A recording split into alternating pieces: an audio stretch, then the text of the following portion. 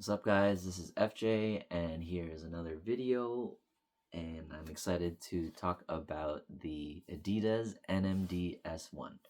So, not too long ago, I discovered this shoe randomly while shopping at SVP Sports. I mentioned in my other video, but basically, SVP Sports is my favorite store to shop for like good deals on good shoes. Years ago, maybe like over 10-15 years ago, they had really good stuff in there, like the premium LeBrons, Jordans, and like Adidas. And they lost that contract apparently because I heard that it was petitioned that they were going too low on prices, that like Foot Locker and Champs couldn't compete. I don't know if this is true. It could just all be like rumor. But then they lost their premium contracts where they, for a while, for like years, they were only carrying lower model stuff, like cheaper budget stuff. But I just noticed in the last year they've really ramped it up, and I'm seeing Jordans back in there, and higher end Adidas shoes, basketball shoes, sneakers, runners. They just got Hoka, so yeah, great place to shop for shoes at a nice, like, affordable, discounted price. But basically, I was looking for a new work shoe at first, and then I discovered this NMD S1. So first one I'm going to show you guys is this.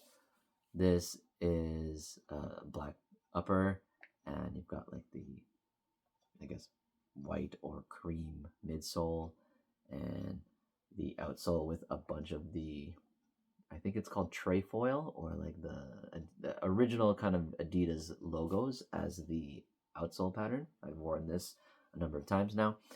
I love the silhouette of this shoe. Really, I wanted to make this video just to kind of go over sizing for you guys, because it's a little confusing. I don't know why this shoe was kind of slept on, and I'm happy that they were, because of that, the price like drastically went down. This was a really good deal at SVP Sports. I think these were originally over 200 Canadian, and like they dropped down to 100, and then these dropped down to like 80, and then finally they went down to $60. They're running out of stock. So guys, if you are interested in the shoe, check out that website now. They don't have this colorway anymore. I am naturally a size 8, as in like I wear 8s for most, if not all, of my shoes. When I get the choice, Nike, I always get size 8. And I went true to size on this. Sorry, I went size 8 on this. I would not say these are true to size. They do run large. Videos say that some people went a full size down. And I was worried because I have flat feet, and one of the feedback on the shoe, sorry, I just have one of these scent balls in there. Feedback on the shoe is the midpoint, the arch area runs narrow, and there is a kind of like this harder plasticky piece coming up from the midsole that you do feel on the inner part of your arch.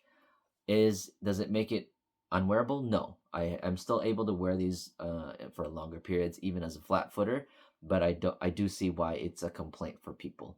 I still think it's worth the purchase. I still think they're wearable. If you find a better insole for you, it might even be better. For high archers, people with high arches, I don't think that would be an issue. But for flat feet, I have relatively wider forefoot. The reason why I like to size up is so that I get more room in that midsection, in that arch area. So they recommended that you size down for these, like a full size. I think that is actually not a bad idea. These do feel like they run long for me, but I do appreciate the fact that I have a little bit more room in that midsection for my arch because I'm flat-footed.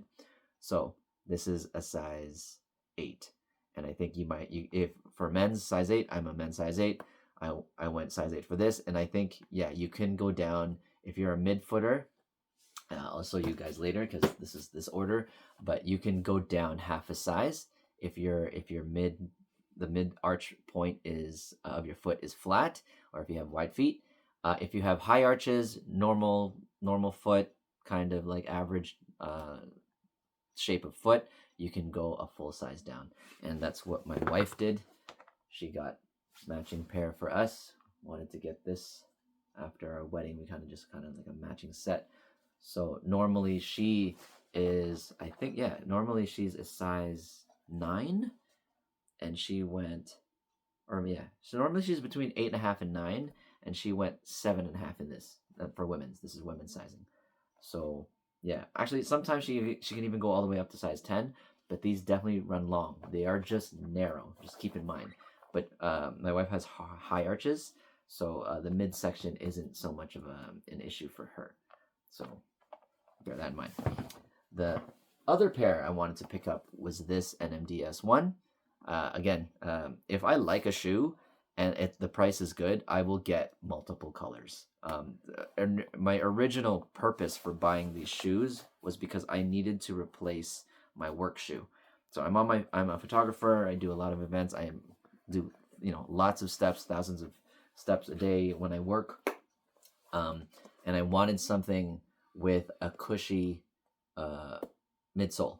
However, I used to wear, like, they were replicas, but I feel like they were really, really good at replicas. But I used to wear Yeezy 350 V2 replicas, and I mean, they felt really good. But I feel like because the boost is so exposed in that midsole, they bottomed out eventually because I'm on my feet the whole day. Plus, I'm carrying weight, like an extra 10 pounds with lenses and cameras and flashes. So over time, the boost bottomed out. I think pretty quickly in my opinion, like compared to, let's say, when I had Ultra Boosts. I was wearing laceless Ultra Boost for work before. So I wanted something that caged that boost so that hopefully in my mind it should last longer. I should still get that, not as cushy, obviously, because it is fully caged except for these perforations, these holes in the outsole. But they still feel cushy. A little more firm, though, than a Yeezy 350. Oh, okay, a lot more firm. But for these, because I heard you can go true to size in these. These are the ones with, like, the leather upper. You can tell the difference here.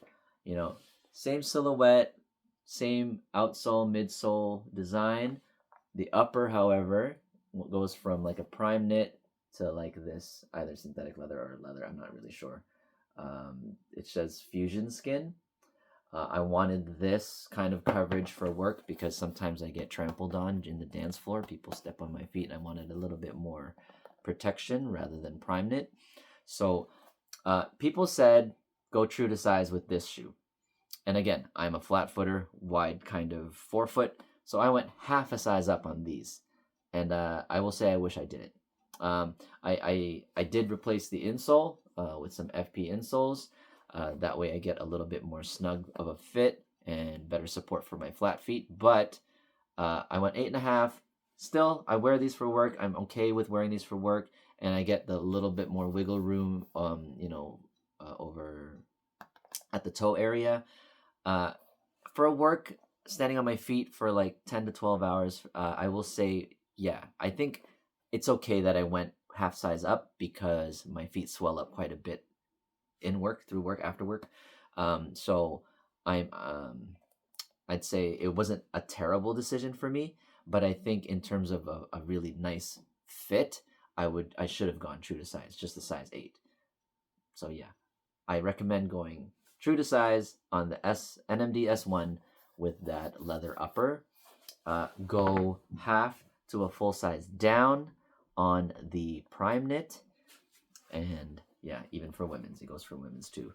Going down half, full, even 1.5 sizes down. Try them on if you can in store, because they do run quite long. However, the midsection again is pretty narrow. So I wanted another colorway. Actually, I wish I got this colorway originally, but it wasn't available in store when I got. This one is just beige, I guess. And I went half a size down on these. Half a size down. And I do like overall the feel of this versus true to size or a size 8. This is a 7.5. I probably would have also gone away if I went with a 7. But again, the smaller I go, that arch midsection just gets tighter and tighter. So for me, flat foot, relatively wide forefoot, I would just go down half a size. And I'm super happy with this colorway.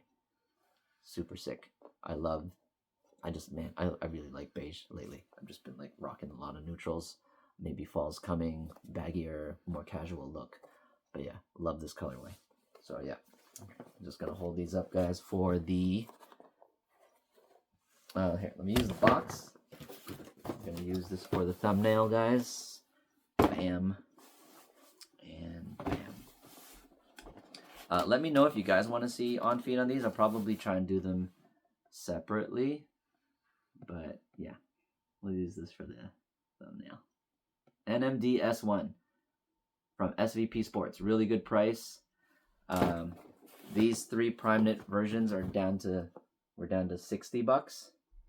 For a while they were at 90 or 80, I think 80, and then they just went down. Like, yeah, they were at $79.99 for a while, and now they're down to $59.99. This guy though, I guess the premium leather upper type, or what do you call it, fusion skin, this is $119 or $120. So this is still up there in terms of a price point, but still compared to the original price, $200, $230. Yeah, from $200 to oh, excuse me. Sorry. Yeah, compared to that original price of $200 to $230, you're getting a really good bargain, good deal at SVP Sports. So yeah. Yeah. Would I say they're worth $200 to $230? If the hype actually worked out for these, yeah, I'd say, you know, they have the tech. Like, this is a big boost, full length boost unit in there, you know, for the midsole. Full length big, it's not a unit, a full length boost, and then fully caged, but it is like this plush outsole rubber. And then honestly, the grip on these is awesome.